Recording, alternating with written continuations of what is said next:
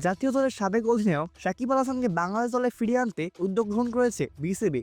তবে ঠিক সাকিবকে আবারও দেখা যাবে কিনা বাংলাদেশি জার্সিতে তা নিয়েই এখন সকল প্রশ্ন। বিসিবির চাওয়া আসছে মার্চেই যেন সাকিবকে আবারও জাতীয় দলে ফেরানো যায়।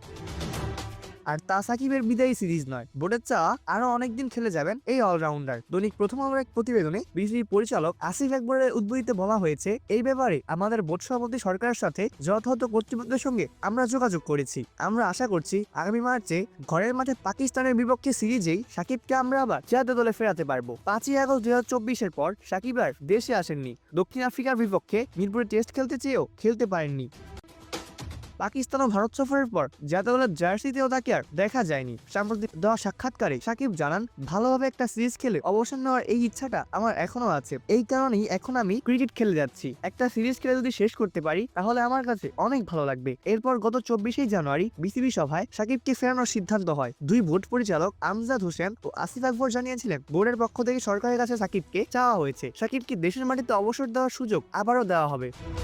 তবে সাকিব যদি দীর্ঘ সময় ধরে খেলতে চান সেই সুযোগও আছে। বোর্ড সাকিবকে আরো লম্বা সময় চাইছে। প্রথম আলোকে আসিফ আকবর বলেন, আমরা চাই সাকিব দেশের হয়ে আবার খেলুক এবং সেটাই পাকিস্তান সিরিজে খেলুক। আর আসার সুযোগটা আগে তৈরি হোক। এরপর সে খেলা চালিয়ে যাবে কিনা সেটা তার ব্যক্তিগত সিদ্ধান্ত। মার্চের শেষ দিকে শুরু হবে পাকিস্তান সুপার লিগ। তার আগে পাকিস্তান জাতীয় দল বাংলাদেশে এসে খেলবে 3টি ওয়ানডে। পিএসএল শেষে মে মাসে এসে খেলবে 2টি টেস্ট। সবকিছু ঠিকঠাক থাকলে মার্চে ওয়ানডে সিরিজ দিয়েই সাকিব ফিরতে পারেন আন্তর্জাতিক ক্রিকেটে বাংলাদেশের জার্সি গায়ে চাপিয়ে।